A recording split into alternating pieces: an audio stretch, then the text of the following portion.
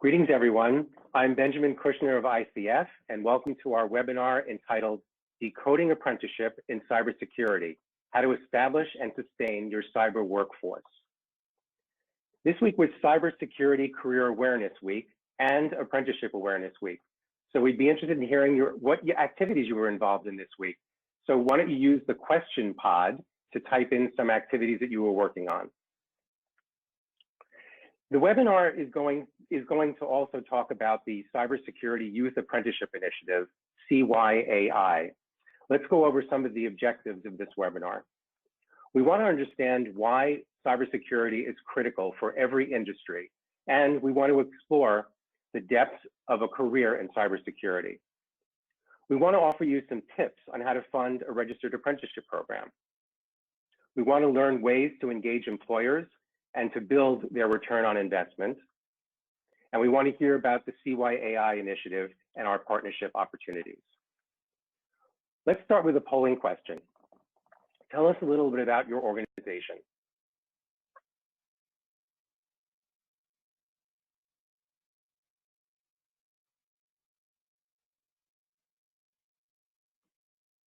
If it turns out that you're an other, then put those comments into the question pod.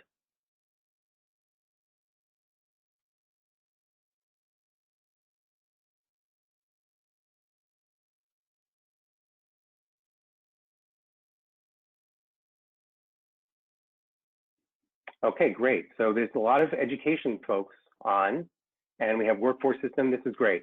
Good turnout. Not for employers.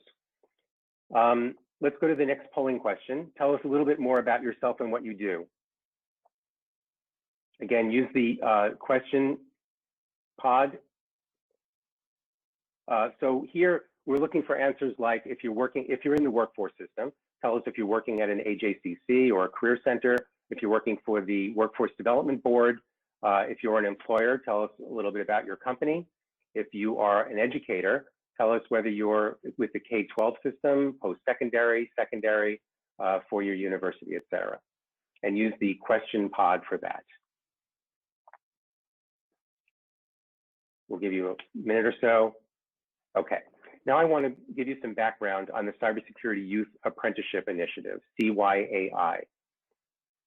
We are funded by the U.S. Department of Labor, Employment and Training Administration, Office of Apprenticeship. The goal of the initiative is to support at least 900 new apprentices by spring of 2024. And the objective for the U.S. Department of Labor Office of Apprenticeship was to promote sustainable development of youth apprenticeship programs, to raise quality of youth apprenticeship programs, and to strengthen education and business partnerships to bolster these apprenticeship programs. In our first year, CYAI supported over 215 new apprentices. In our role as a workforce intermediary, we work with local communities and with national partners to promote and develop cybersecurity apprenticeship programs for youth aged 16 to 21. What are we doing with our partners? We're building brand awareness for youth apprenticeship in cybersecurity. We're developing communities of practice to share challenges and lessons learned. We're educating parents and guidance counselors about how cybersecurity apprenticeship is a viable career pathway for their children and their students. We do outreach and recruitment to draw more young people into the field, and we develop and support cybersecurity competitions to draw attention to cybersecurity and to youth apprenticeship. Next slide. We also have incentive funds that we can offer. You must be a registered apprenticeship program, registered with either the state or the federal government. And since we're funded by an annual appropriation for registered apprenticeship, our work does not include the work of industry recognized or IRAP apprenticeships. We also don't necessarily support the pre-apprenticeship programs. We want to hear about your pre-apprenticeship programs because they will naturally feed into our registered apprenticeship programs. At the core of your program should be an information and communications technology or cybersecurity pathway. Your program needs to include apprentices aged 16 to 21 Any age in that range is fine. And the support we offer is $400 per apprentice. And those funds can be used for any purpose that you think is necessary to build your program and to support the apprentice. Next slide. This slide describes our approach. After we engage with a local collaborative partnership, we research the economy and we seek input from the business community. We provide opportunities to share information among strategic partners. We help strengthen the connections among education partners such as K-12, secondary, post-secondary. We want to make sure that the community is supporting career pathways and lifelong learning. At apprenticeship, in apprenticeship, the education process, even long-term education goals, do not stop with the first job. We help the collaborative prepare action items and workforce solutions forums that bring together everyone. And we help the collaborative present their case to potential employer sponsors. What are the opportunities that we look for at CYAI? What would you consider the low-hanging fruit?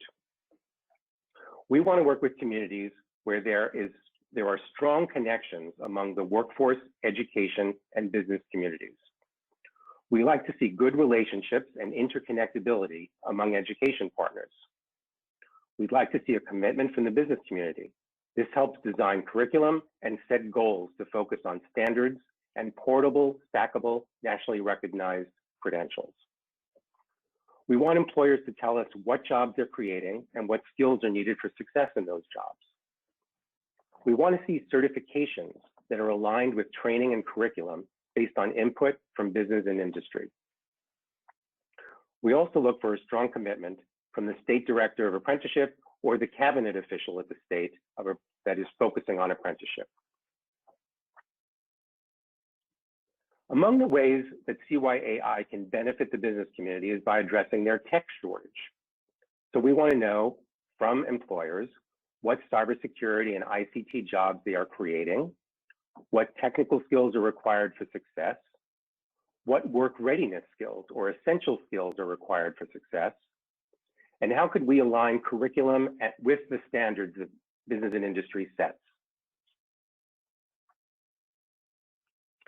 Our initiative works with educators working closely to align the curriculum to the standards that are established by the business community.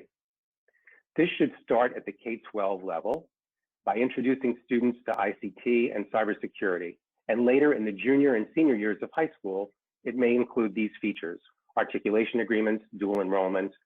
It always includes lifelong learning and career pathway development. Our initiative is also designed to address other challenges. Our collaboratives focus on their pipeline challenges. What is the supply and demand gap for workers in cybersecurity? Later, we're going to take a look at the CyberSeek heat map, which illustrates the supply and demand. Today, we want to make the point that cybersecurity goes beyond managed security service providers, or MSSPs. It covers all sectors and industries. Demand exists for entry-level workers, incumbent workers, and career transitioners with a background in a specialty or field. We also want to make this point. Youth already demonstrate an affinity for this work. They participate in cyber competitions, capture the flag events, ethical hackathons, cyber camp, scouts in cyber, boys and girls clubs. We think registered apprenticeship is an effective solution to the challenge of talent development. Companies need to up their game, fighting cybercrime, hacking, and the theft of intellectual property. Incumbent workers can be trained to increase their awareness of the threats, and in some cases, protect against them beforehand. Registered apprentices can be hired at companies in energy, financial services, healthcare, municipal government, and education, anywhere where there is a need to protect data, proprietary information, and intellectual property. This map illustrates our CYAI hubs. We're national in scope, but we have our main headquarters in Fairfax, Virginia, that covers the Mid-Atlantic.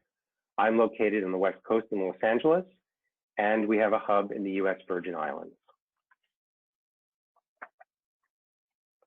Now I'd like to move to a conversation with our guest, Marion Merritt.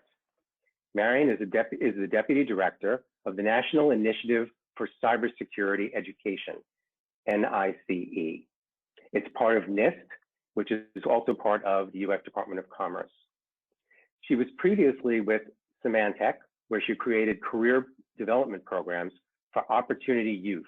This is youth we used to call underserved youth. Welcome, Marion, and thank you for joining us. Hello, Ben. I'm so glad to be here. Thank you. Great. I wanted to ask you, what are the considerations for training and developing the careers of young adults? Well, we're certainly very excited to have resources at NICE to enable that. And we have the NICE Cybersecurity Workforce Framework, which is a fantastic resource for the nation and increasingly internationally to standardize the language we use to describe careers in cybersecurity. And the benefit to a young person who's considering these careers is there's such incredible detail here to show you what knowledge and skills you need to develop and attain in order to qualify for these careers, but also to show how you might go from one entry-level position to a mid-career position and then ultimately to more senior roles in those career pathways. All of this came out of an effort for the federal government to standardize the language we use to describe cybersecurity work, because we had the need to enable somebody in one federal agency who works in cybersecurity to know how they might qualify and transfer to another agency in a similar role. So increasingly, this framework, this cybersecurity workforce framework, is a tool used throughout the ecosystem of cybersecurity. Educators are using it to define curriculum. The certification bodies are using it to ensure that what people can establish as training standards aligns to the framework.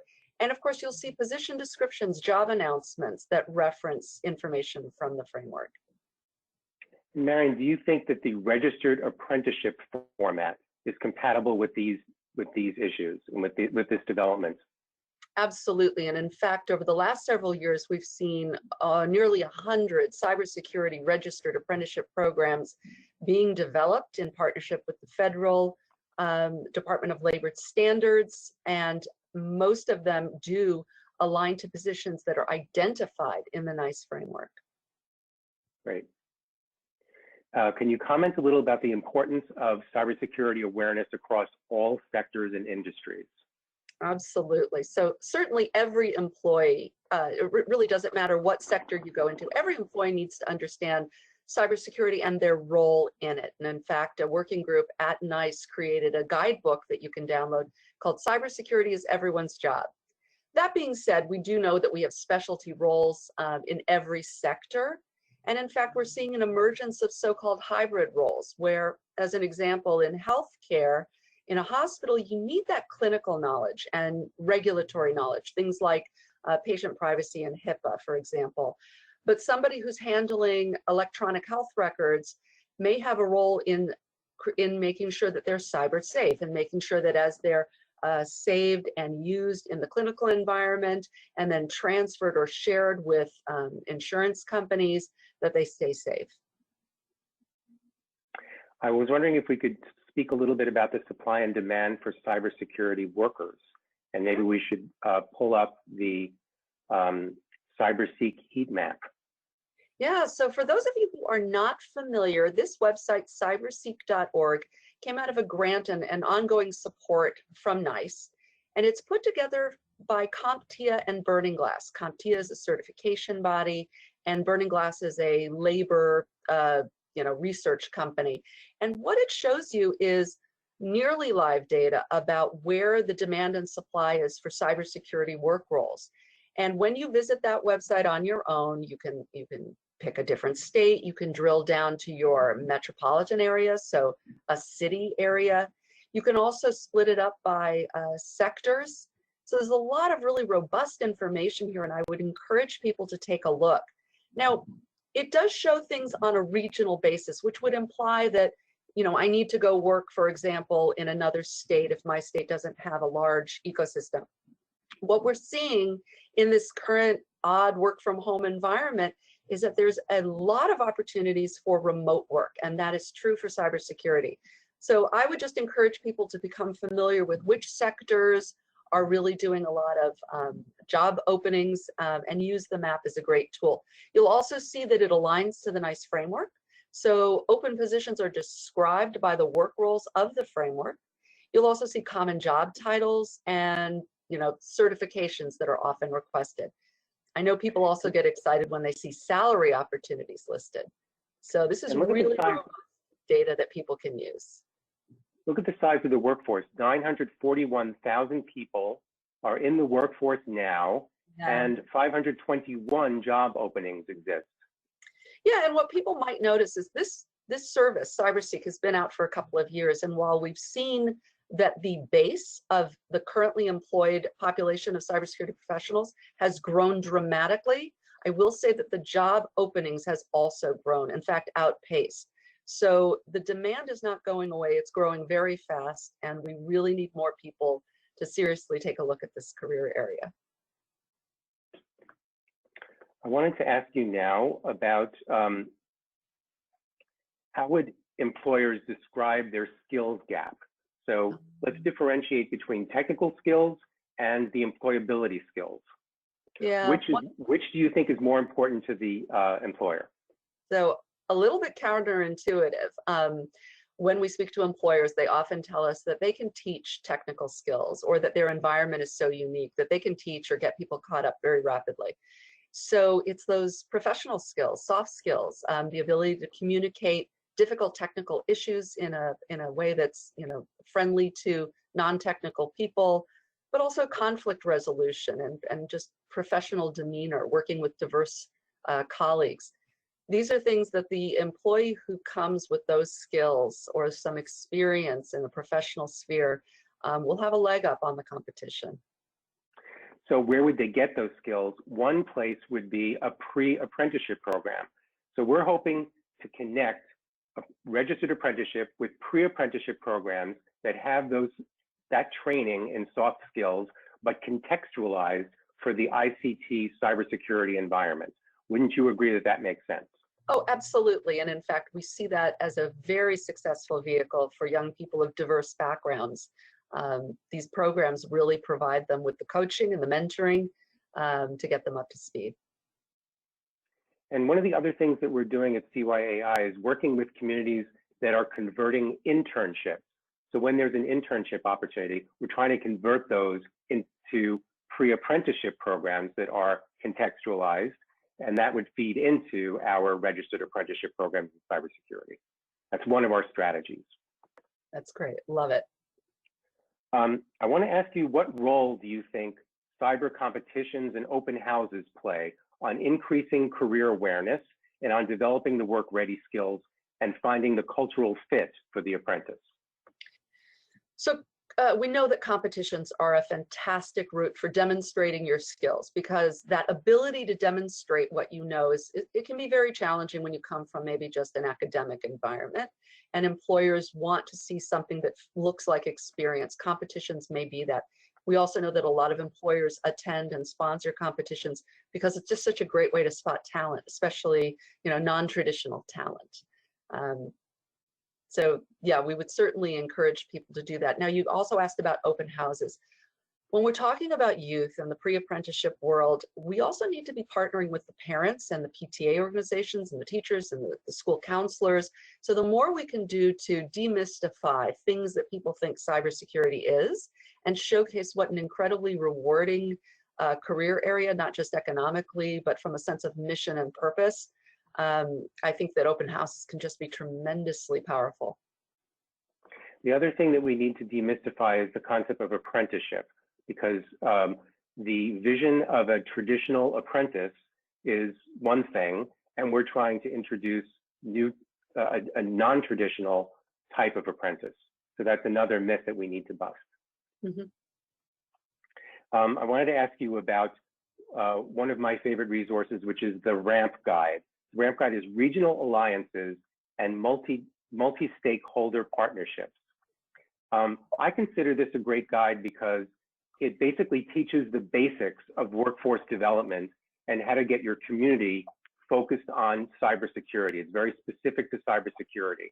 And I think that using this with some other resources on developing registered apprenticeship programs would be a great pair of tools to develop a registered apprenticeship program. You worked a little bit on this. Can you comment a little bit about the ramp guide? Absolutely, and I don't know if my webcam has frozen. It's frozen on my end, but you can hear me, right? Yes, we could hear you. Okay, so Ramps was a terrific program we did in 2016, and it was a grants-based program to get communities to think about what they could do to connect their K-12 environment, their higher ed, the local workforce development boards. These programs really initiated a lot of good conversation and sharing of best practices. And the lasting impact has been that we're creating local career pathways. And each community has needs for ensuring that their local students can get into good jobs. And it's continued to this day. Now, I will say that the process of applying for those grants meant that a lot of good community organizations, even those who didn't get funded, continued to be participating. Great.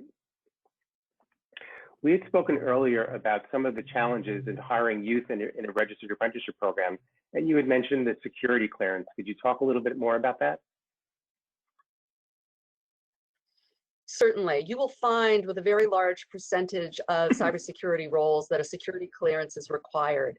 And that can be a gating factor when we talk about the younger participants. It can sometimes be easier to clear a younger person simply because they have a shorter job track record. But it is something for people to be mindful of, that it may be a requirement. One last question, Marion. Can you tell us a little bit about all of the work that you did this week during the Cybersecurity Career Awareness Week and the Apprenticeship Awareness Week? Absolutely. So this is such a busy week for all of us, and there's been a lot of exciting things going on. We're also having the NICE annual conference this week. So there's been numerous events and webinars and workshops. We're in the process of updating the NICE framework itself, and we've announced some changes regarding that. So I would just encourage people to check out those resources and come to the NIST.gov NICE website for more information. So that's NIST.gov and then look for NICE. Yes, /NICE, NICE. Great.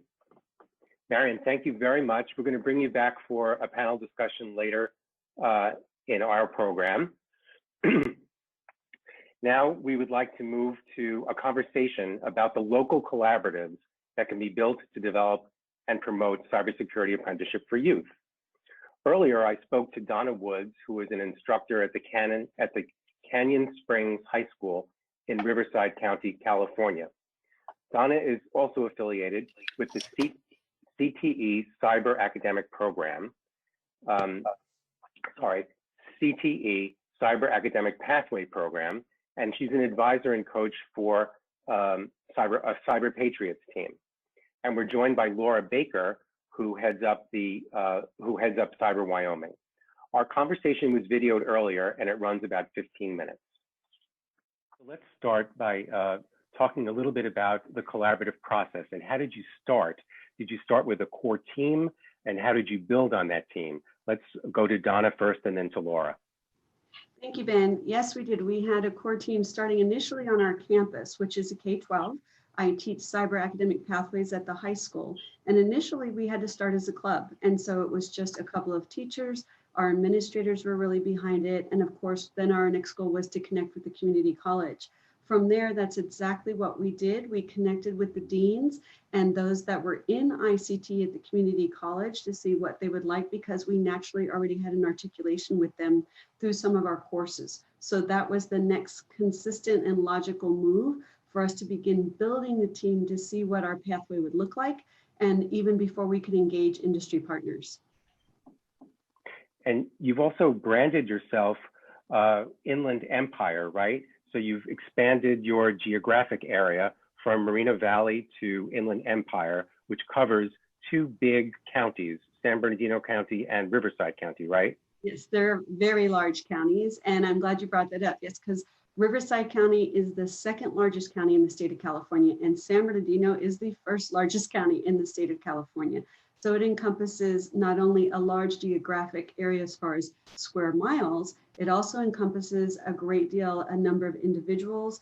For example, just in our school district alone, we have 34,000 students. So when you look at all the students throughout the Inland Empire and the potential of those that can be reached, this is an excellent, excellent program. And again, it should also be noted that both our counties have over 90% of their students are considered Title I or socioeconomic disadvantaged. So that's critical too of why we're bringing to them high paying wages and giving them skill sets. And that's exactly what cybersecurity does. And again, why apprenticeships are so critically important. And your core team also has representatives from the local community that would support, so non-government organizations and also municipal government representation, right? Exactly, yes. Part of our big outreach was making sure we were getting involved with community organizations, such as we work with the Girl Scouts, United Way, Boys and Girls Clubs, and with our Chamber of Commerce, who connects us to a lot of not the small business as well as the larger industry sectors.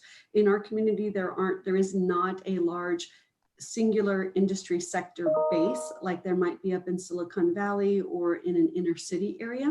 So the small businesses rely as much as us as we do on them. And so this was why the partnerships are so very, very important, is those collaborative efforts. So yeah, it's your nonprofits working with your academic institutions as well as your industry and your businesses, regardless of their size. It's important because we know cybersecurity is in every industry sector.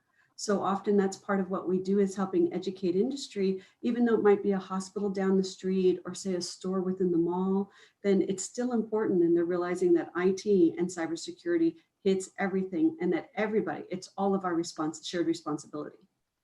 Right. And what was your experience, Laura? How does yours differ, or is it the same? Oh, it's different because we didn't come from a K-12 standpoint. So CyberWyoming is a 501c6 nonprofit, and we identified quite early in our education and awareness our education awareness efforts that we really needed to address the workforce shortage. If you go out to cyberseek.org, you realize that every state is hurting for cybersecurity or technical professionals. And so what we did is, as a 501c6, our members are quite often managed service providers, hospitals, the larger companies in the state. And so, and they were all saying, we need people, we need people. So we said, okay, what can we do to serve our members? And we started the first apprenticeship program for technical skills in our region. And we worked quite closely with our state apprenticeship office, which was, Mike Broad at that office was just amazing. And now Colorado, I hear, has copied us. And we made it competency-based so that the K-12 schools that do offer networking classes or dual enrollment or anything like that can also participate. But all we have to do is map the competencies to the coursework, so that first check off of the competencies, because the purpose of apprenticeship is mastery. So it's not one and done. It's practice, practice, practice. Okay, now you've mastered that. And so the first exposure might be in a classroom at the high school or the collegiate level. And then the second might be, I actually did this. And the third one might be, I got certified. And the fourth one might be, I did it again. And the nice thing about those competencies is that when an employer takes those standards that CyberWyoming put together for these competencies, they basically can say, I want to make sure that my people do it 5 times, or I want to make sure they do it 3. And they can customize it. And they can say, you know what, this competency really doesn't make sense for me. The job function does, so I'm going to substitute something else. And so they're really, they're very flexible. And that was really important because what one MSP needs might not be what a hospital needs. And that might not be what a county or city agency needs. And so it's really nice to have that flexibility. And that's kind of been our core team. Is there an articulation agreement between high school and college? Yes, there is. So we have articulated agreements, not for our introductory courses, the freshman level, but yes, for Cybersecurity 1 and Cybersecurity 2, which the students do during their sophomore and junior year. They get that as their concentrator and their capstone course for the pathway. Those are articulated. Then during the senior year, the students have an opportunity to do the dual enrollment courses, which are right there, and they're getting the college credits. So throughout the 4-year pathway, articulation is critically important, which is exciting too. But because of that mapping that was developed, students, especially again in our counties, which are very large, some of our students are the first generation of their family to go to college. So to be able to give them both articulated college credits and dual enrollment credits, having 20 to 24 before you leave high school is huge. So Donna, would you tell me about some of the events that you have for the collegiate and high school levels? Because that's one of the things that we'd like to expand upon in Wyoming. Oh, I'd love to. Well, this year, COVID threw a lot at different individuals with how would we adapt and change? And each year we've always been able to do an in-person cyber camp for our students from middle school through high school in collaboration with the colleges. And we've also always been able to hold a Girl Scout workshops for their cybersecurity badges. So online, we thought, well, what are we going to be doing here? Well, it was incredible with support from our industry partners, CYAI, similar to what Cascade does, and the college. We had access to their platform called Canvas, and we were able to put all of our cyber camp on Canvas. So when we sent out the Eventbrite, all of a sudden it went outside of the state of California, which was incredible. And students started telling families and connecting. And we ended up having over 500 students attend from 9 different states and 3 different countries. And it was so much fun because students were coming in from Canada and West Africa. And as the students were talking to each other, they were like, "You're where are you from? And what time is it there?" And they're making these connections. And then when those students from out of state and out of the country found out we were in Southern California, they're like, "How close are you to Disneyland? And do you know any movie stars?" And so it was really exciting. And when our students in Southern California said, "Oh, we're just an hour from Disneyland," they were so excited. So all of a sudden they made these incredible connections, even though cybersecurity was the base of it, and teaching them job skills. And we had a blast in camp all week long. And they were so excited to get on that they would have an hour lunch break, but all the students would stay in just conversing with each other and sharing ideas. And that was wonderful. And the same thing happened in the Girl Scouts workshops. We had all day long, we had them on Zoom. They were earning their cybersecurity badges, but they were able to come from all over, not just a place where they could easily drive to or get to the campus. So it actually opened some great doors. And what was even more exciting, the parents jumped in too. Normally they wouldn't hang out, right, at the camp or the workshop, but because it was online, they were listening in and jumping into the quizzes and having fun in the workshop and saying they learned a lot too. So the feedback was incredible and the employers were ecstatic. So those business partners that we've been talking about here, they came on as the keynote speakers for each of the workshops and days in camp, and they had a blast and they love seeing the future in cybersecurity and education that's being developed here. So it was a win-win all around. We had a ball. When are you having that again? So that we can piggyback off of it. We are. We just got finished, in fact, a Girl Scout cybersecurity workshop just 2 weekends ago. They earned all their badges. So we had did the levels of the daisies, the brownies, and the juniors. It was very exciting. So we had over 300 girls involved. We do teachers training for coaches training we did through cybersecurity. So we normally teach them in person. So this summer we had 157 teachers join us from 7 different states. So that was a blast. We are definitely going to do one again in the spring. We'd like to host one. And next summer, the colleges and all our partners have already said, we're going to do virtual again. We'll do in person, but we're definitely doing virtual again, because it came out better than we could have ever hoped or imagined. And everybody that was involved, it wasn't just a singular teacher or a singular entity. It really took a collaborative effort. And like I said, it was a win-win all the way around, and everyone had a great experience. I'm going to send some Girl Scout troops your way. Oh, absolutely. We had a blast, and their badges. And it was fun because Palo Alto Networks wrote the workbooks for the Girl Scouts for each of their badges. Well, we already have a partnership with Palo Alto Networks, even though they're in Silicon Valley, because one of their systems analysts came up through our program and used to be one of our IT personnel here in our school district. So even though they're in different cities or maybe far enough away from us, they're still very much involved and engaged, and they'll be in our advisory meeting tomorrow night. So again, they couldn't normally join us from Palo Alto, right? And that's all the way up in Central California, but they're having a great impact, and they loved how we took the Girl Scout workbooks. In fact, I have one right here, and converted it into hands-on manipulatives for in-person, and then we're able to convert it again. We still did a lot of manipulatives and projects, even though it was online. So Donna, let me ask you first, how is the Registered Apprenticeship Program funded? Is there leverage funding that's coming from various sources? Tell us a little bit about the funding.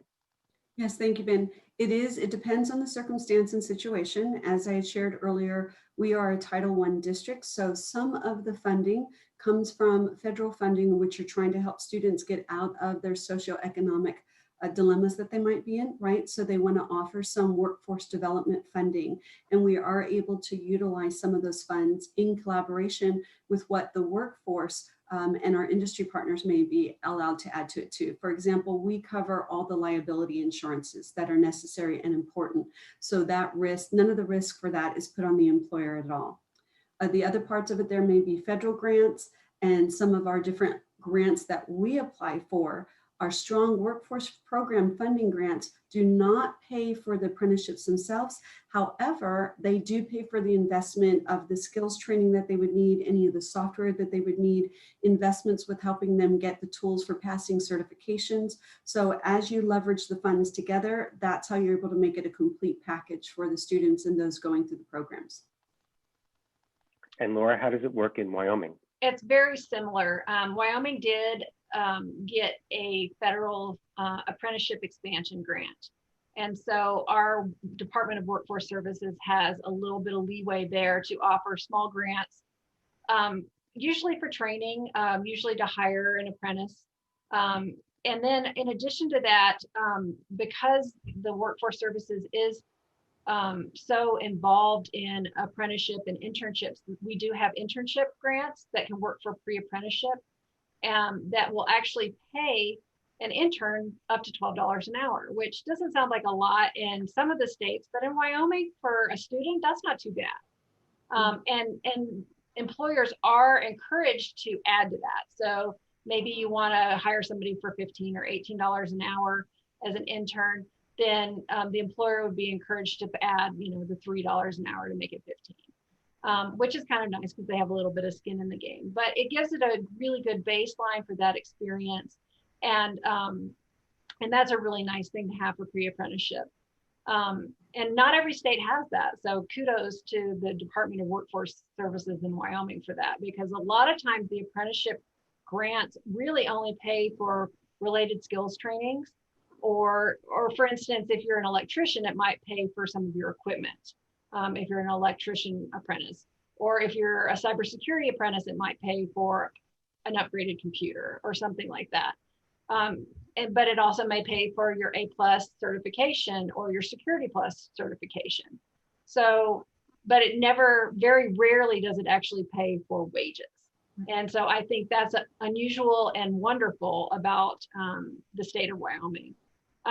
And I would highly encourage that in any other state as well, because that type of training fund, that can push you right over the edge to get to more employers involved and build that pipeline for skilled workers. We are back, and I'd like to transition now into another polling question. What I'd like to know is whether your apprenticeship program is connected to a pre-apprenticeship program.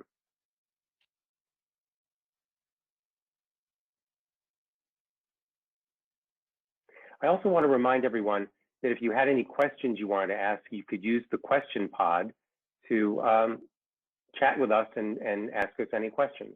We'll get to the questions in the Q&A session later on.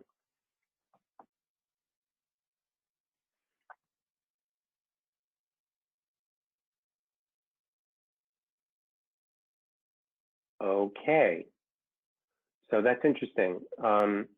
Some of you are not, and others, okay.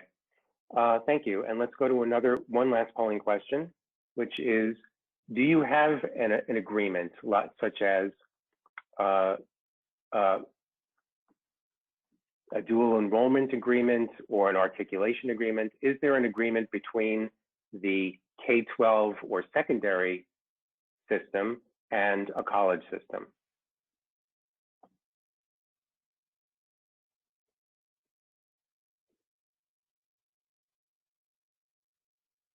And again, if you had any comments or questions, you could just put them in the question pod.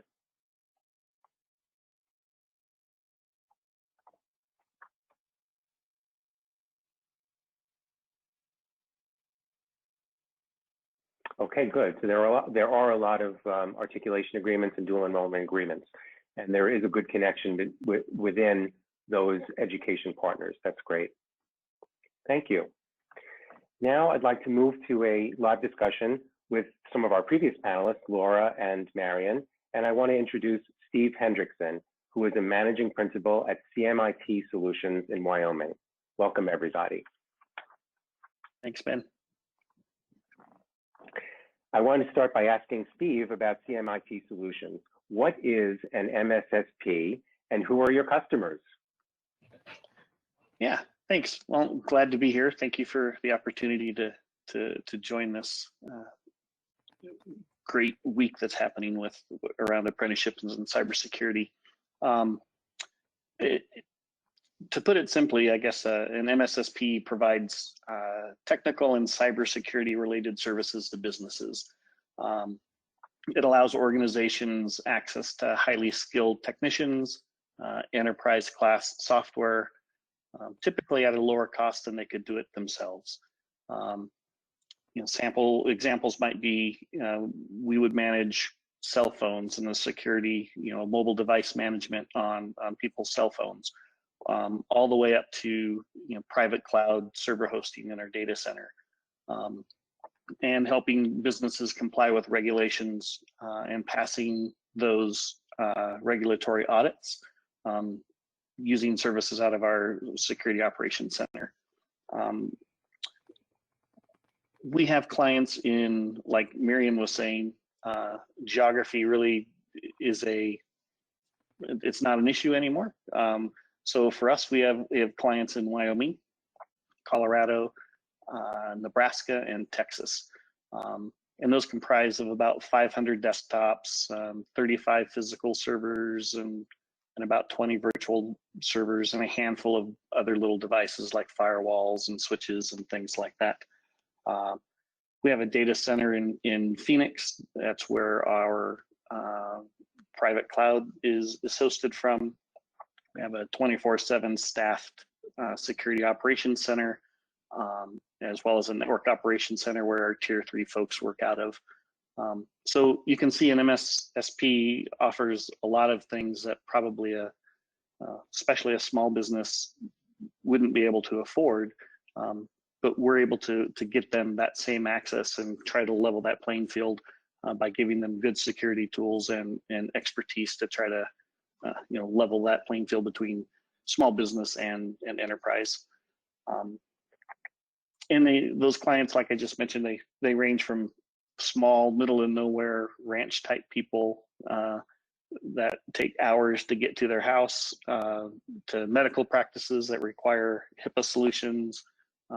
We have a 24-hour manufacturing facility that's a publicly traded company that has their own regulatory challenges. So cybersecurity is everywhere, and those people we try to help regardless of what industry vertical they're in. Great. Steve, I'm wondering if you could tell us a little bit about the apprentices. Who actually mentors or supervises the apprentices? How does that work? And does it affect, there's always a concern on the part of employer sponsors that this mentoring or supervising role will have an impact on productivity. Does it affect the productivity of the mentor or supervisor? Yeah, so in our case, I'm doing the supervising and the managing of our apprentices. We have 2 of them. And you know, initially, just like with anything, any new hire, there's going to be a little bit of a learning curve, a little bit of just change in your daily workflow. But as you progress through the apprenticeship piece, really the way it's structured and how things are aligned with the skills that are needed, it makes it a lot easier to actually manage that employee than a traditional employee. A lot of things are already laid out for you. You know what that roadmap or that plan is ahead of time because you've worked on it. So I guess the end answer is no. There really isn't a lot of additional time. In fact, I think it's a little bit on the opposite once you start getting into the program. Marion, I think you also had experience, or you've seen that yourself. Tell us a little bit about your opinion on that. You're muted.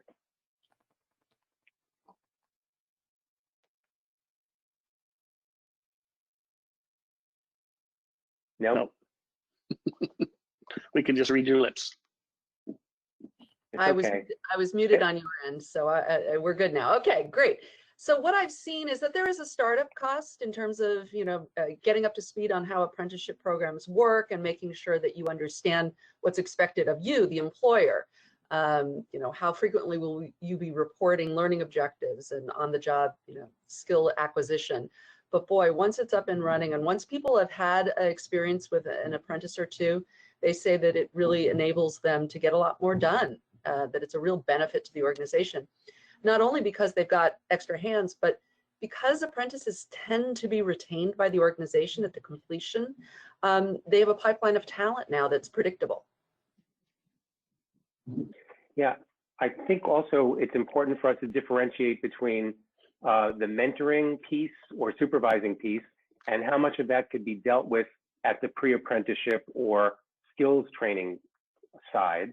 And one of the initiatives that CYAI is working on is trying to work with mentors and to help develop the mentoring programs and to try to take away some of that burden to make it easier on the employers. Laura, did you have any comments you wanted to fill us in on?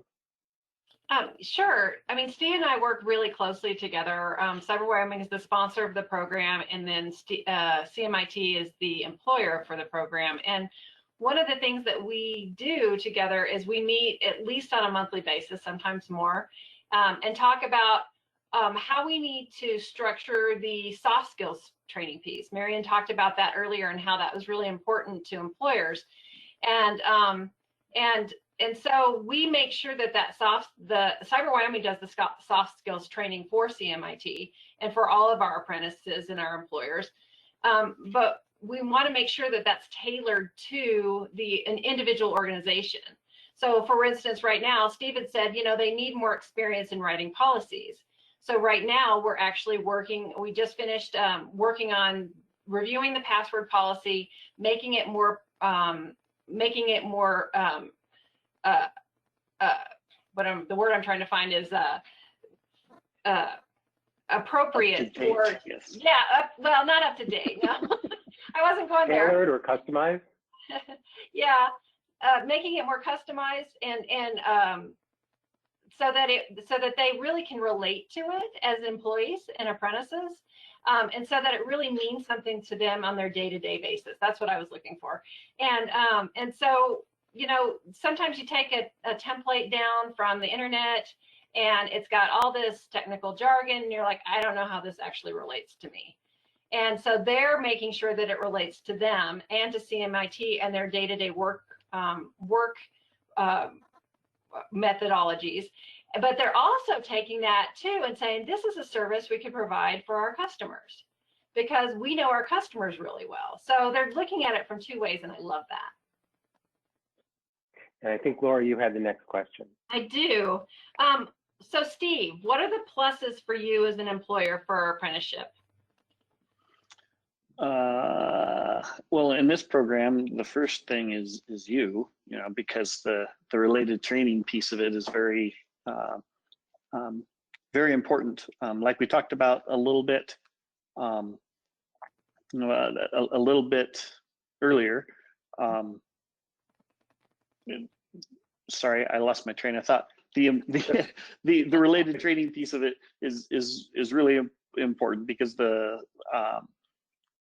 they become ready, work ready in the workforce. So not only the technical skills, like Marion talked about, being able to be taught, these soft skills are very important.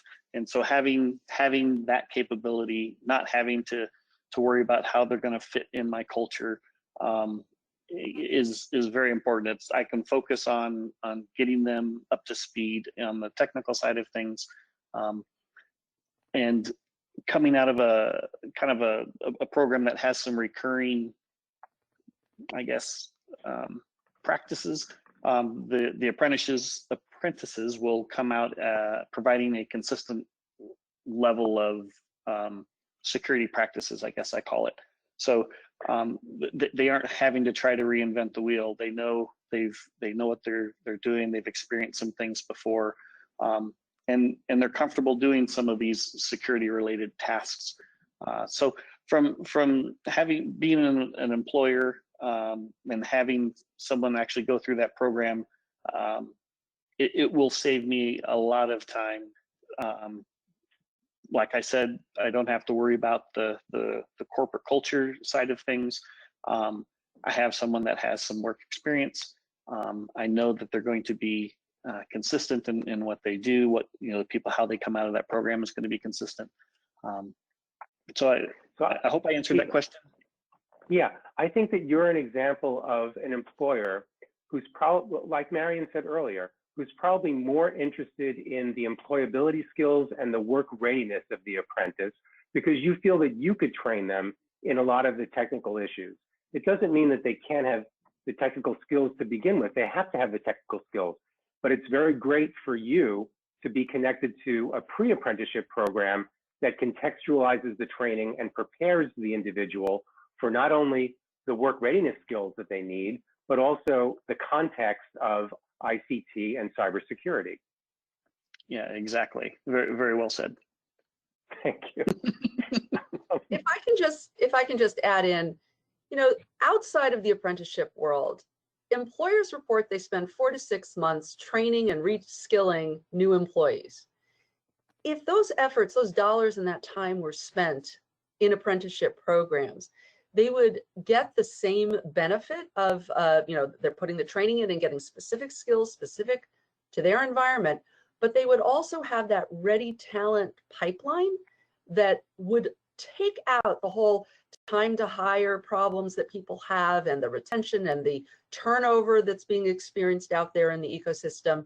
I mean, apprenticeships is a win for the employer on a number of scales. The ability to predict who's coming in, the ability to keep people because you're investing in them, and to get the specific skill set that you need for your environment. It's just such a great win. Great point. Steve, I wanted to ask you about another concern that we hear about from employer sponsors, and that is that when they agree to be an employer sponsor, they're giving up control. They're giving up control over how to manage the person, the skills determination, the training that's involved, how the person is evaluated, and how the person is compensated. What I'm wondering, was that your experience? How did you overcome that challenge? Well, originally I kind of thought, well, along those lines of, yeah, I don't know if this program is going to be a fit for me, but I was completely wrong. I mean, the program was very much a two-way street. I had as much say as I wanted to in all of those areas. Compensation, you know, where I thought where they should start, where I thought they should end, kind of the tiers in between. That was all decisions that I got to make. The skills and training piece of it is very upfront. There's the framework that goes into it, the objectives that are needed, You know, it's just all laid out. Nothing was force fed to me. You know, I got to make every single decision. So I'm glad I was wrong, and I don't, because I had the wrong taste in my mouth for sure. Marion, what is your experience in observation? Do employers feel that the control is taken away, or do some of them feel that they are in control? Well, I think there's always fear and trepidation until you start, right? And the report is that this is the best way to customize what you need in your workplace, that apprenticeships has really filled a gap that they're experiencing in their local market.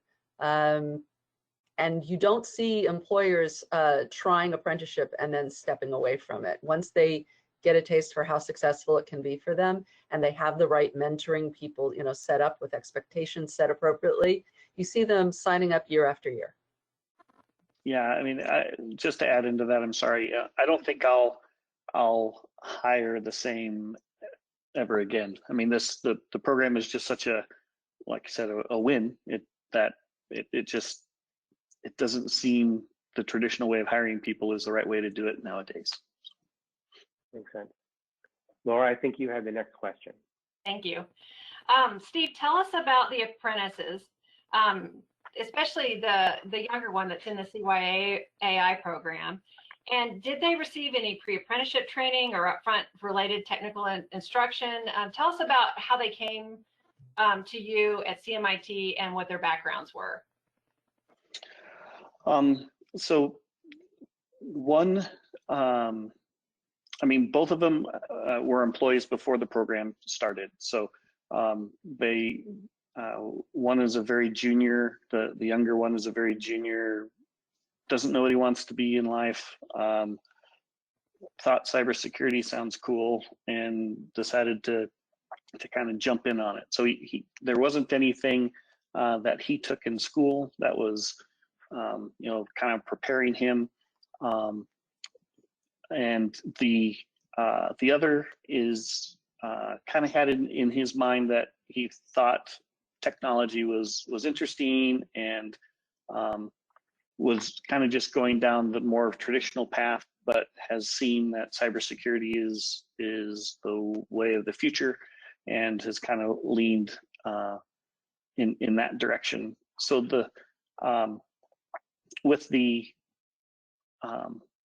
he did take a little bit of coursework ahead of time, so he was a little more prepared. So all of the, I guess, related technical training that's coming out of your program really is just kind of for the younger one. That's the first experience in that. I think you've helped create a monster in him. He's coming home and trying to do, sorry, home. He's my son. Sorry, yeah, and yeah. So I now have to watch him and what he does, but it's keeping me on my toes, and so he. I don't know where I'm going with this, but the program has really kind of lit a fire in them for the younger guy, and he's, you know, all gung ho, and most of it was attributed to the pre-training stuff, because that's helps, I think, round out this person. So I'm looking forward to having kind of a more and maybe it's already there, but getting plugged into what those related training avenues prior to hiring somebody, like at the high school and the college, what those are, so I can get plugged into that a little bit better. Yeah, we're working on those. Makes a lot of sense. Go ahead, Jake, Ben. It makes a lot of sense, because I think the schools, the high schools, and the K-12 system would be interested in your input about what should we be training and what skills should we be preparing those students for when they go out in the field. We have a consortium of in Casper, where CMIT is, that we put together with high school teachers, collegiate instructors, and we're mapping right now all the pre-apprenticeship information to the actual apprenticeship competencies, and I think that that's a really good thing. But it's not just mapping to the technical competencies, we're also mapping to the related training skills. So if they took an accounting class and they have familiarity with cash flow statements and income statements, and that type of thing, then we can map that to the related training as well, and they can show those prior earnings of credits towards the apprenticeship, which I think is great. So if you're in high school and you take a communications class or a business class, that can count towards a cybersecurity technician apprenticeship, which I think is really important because today's apprentices are tomorrow's IT managers. I want to ask you, Steve, about what do you suppose are the characteristics of a model employer for a registered apprenticeship program in cybersecurity, especially at this age group, 16 to 21? Yeah, for me, thinking about that question, I think there has to be enough technology in the company that will keep their interest. So, and I say that because we have to have enough technology that breaks and gives them a challenge. And so having a domain or a domain controller, a server in-house is probably key. Regulated companies for sure, all of the challenges that come around a regulated body. How do you protect that data? How do you test that the data is secure? There's lots of fun and exciting things that would keep people's interest. I don't think they can be too small. I kind of think they need to have more than 10 people. Otherwise, I think the person may report to just an employee and not necessarily a manager. If they aren't big enough, then there won't be a dedicated IT department. It'll just be the person who knows the most about technology, and that's not where you want this person. So. Okay, and Marion, do you want to weigh in on this too? So the question was about what would be a model employer for cybersecurity youth apprenticeship. And I think Steve certainly talked about you want to have an environment where they can practice skills and get opportunities to try different scenarios. There are things you could do if your environment didn't provide that, with virtual ranges and online, various code competitions that you could steer them towards. There are lots of ways of demonstrating and practicing skills, but we're trying to give them practical on-the-job exposure to real-world scenarios. So it's much better if the employer can provide that. Great, thank you. I want to move to questions now. So, what ICT pre-apprenticeship programs are currently available? So maybe, I think this is really an individual, isn't it a community-based decision and a community-based atmosphere that decides what pre-apprenticeship programs there are? I know in California, all pre-apprenticeship programs must be aligned with apprenticeship, must feed into a registered apprenticeship program. So they automatically have that relationship and that articulation. But maybe Laura, you could describe how pre-apprenticeship programs are set up in Wyoming. Sure, we're in progress right now, but we have a couple of key elements that we're working on. So the first one's the mapping. We started this in Casper because we have all the elements there that we need. We have the dual enrollment and the matriculation agreements between the high schools and the community college there. So we took the coursework for the high schools and the community college and we mapped it to the apprenticeship. That's the first thing. Second thing is we want to make sure that we have events like Cyber Patriot teams and map those skills to that same competencies list. Maybe they went to an open house and attended a boot camp or got certified. Again, we'll map those to the apprenticeship competencies. And then the second thing that we did is we made 3 different areas where they can get pre-apprenticeship experience. So we have a soft skills internship, We have a technical skills internship that we've defined, and then we want to do a boot camp each summer. And so we're writing grants to get those funded.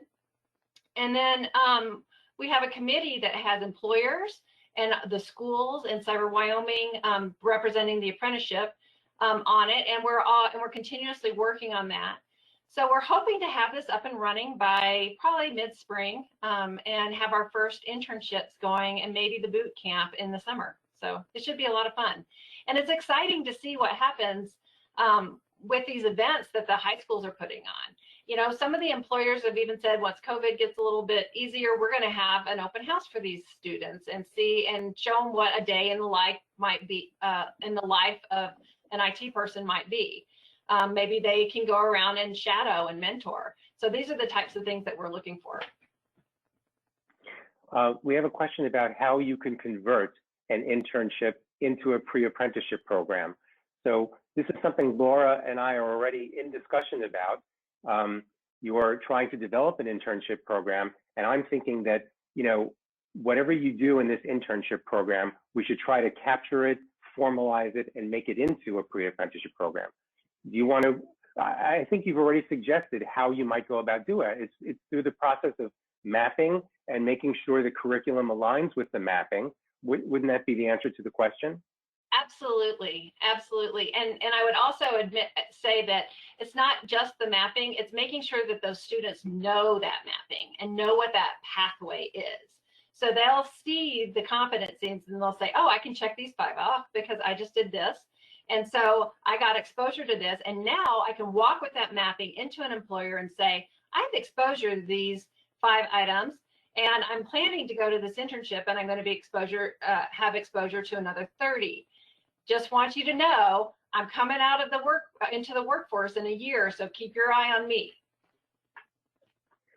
There's a question here about whether funding could be used for security clearance. So on the CYAI funding, the $400 per apprentice, yes, that could certainly be used for the cost of security clearance, but there may also be other funding opportunities and other funds that could be used toward that. Laura, if you know of any, you don't, it's okay. But what I would suggest is that this individual contact their local workforce board or their local AJCC or career center and ask about apprenticeship and about funding and about leverage funding that would go into the apprenticeship program, such as how to pay for security clearance. And if I can just add to that, very often what we see with apprenticeship programs and security clearances is that because the process is long, you need to work with the employer on what work they can do prior to being cleared. You know, most young people will be successfully cleared if they meet the basic criteria, but there is a process and it takes a while. So you want to bake that into the process. We have a question about where CYAI might be located, and are we located in a particular state? It is a national initiative. So yes, if you were to use the question pod right now to indicate who you'd like us to contact, we could work with you and help you develop a registered apprenticeship program in cybersecurity. Or we could, if it's not exactly the ages 16 to 21, we can help you find the right people to help you. Another question, how do small businesses and nonprofits support student work-based learning opportunities? I have a great solution. So the soft skills training or internship that we put together is based on the Cyber Readiness Institute's program. So basically, which is for small businesses and nonprofits. So they can go in and it walks them through 4 key areas plus an incident response checklist. So the 4 key areas are patching, phishing, user authentication, and external drives like USB drives and thumb drives and managing those. So it gets people started on those 4 issues. It includes training staff. It's a marketing plan to employees. And then it's also policy writing. So those are all the things that you need in risk management and cybersecurity. And so it's a great background internship. And I would encourage anybody to use that program. And it's free. Thank you. There's a question, is there help from CYAI to recruit local employers to hire apprentices? So yes, in our collaboratives, one of the things we do an environmental scan of your community. We try to identify who the employers are that might likely hire or become employer sponsors, and then we can help you and train your team to reach out to those employers through networking, through surveys, and through bringing them in for perhaps a workforce development forum so that they can learn more about workforce development and the apprenticeship opportunity. So yes, we can help you reach out to your employers, and we can help identify employers for you. Here's a question. One aspect of career development is obtaining certifications to prove a threshold knowledge. Does the program help obtain certificates and overcome time in job requirements? So if the question is specifically to your organization, I don't know, but I will say that most cybersecurity apprenticeship programs include baseline, introductory cybersecurity certifications as part of the benefit to the participant. So in addition to the credential, the nationally recognized credential they receive at the completion, they'll walk away with, a CompTIA, Network Plus, Security Plus, something like that. I would also add that in almost every case I can think of, a federally funded program such as apprenticeship is now tying curriculum and certifications to standards. So I think it naturally, when they fund a program, that's one of the questions that the program needs to address right away. How are you training this person against industry standards? What nationally recognized certifications can the training connect to? So I think that's naturally built into apprenticeship programs. Yeah, for us, we're doing that on the CompTIA side, and so right now they're working on the A+ piece of it, and hopefully if they can get through that this year, then next year we'll pick some other nationally recognized certification, maybe Security Plus. I do want to put in a couple of plugs before we leave for other programs to look into. There is the Cyber Readiness Institute. There is the NICE K-12 workshop that's coming up in December. You could Google that, or you could just put in the question pod your interest and request, and we'll send you information about these and other things. I would urge everyone to look at the resources that we're setting up in our resource pod too. There are links to the apprenticeship toolkit, very important for you to look at. I think there are two versions. One is an employer version, one is a version for the general program. There is a link to the RAMP guide, which I think is very valuable in helping a community develop a cyber-specific workforce development program in your community. There are other ways to connect. Here is a list of ways to connect. You can even write me directly or contact us at CYAI2024.org. Let's see, we are at time. I want to thank everybody, especially our panelists, for participating today. Thank you very much. This was very valuable, and we look forward to working with you and other partnerships around the country in the future. Thanks very much, and have a good day.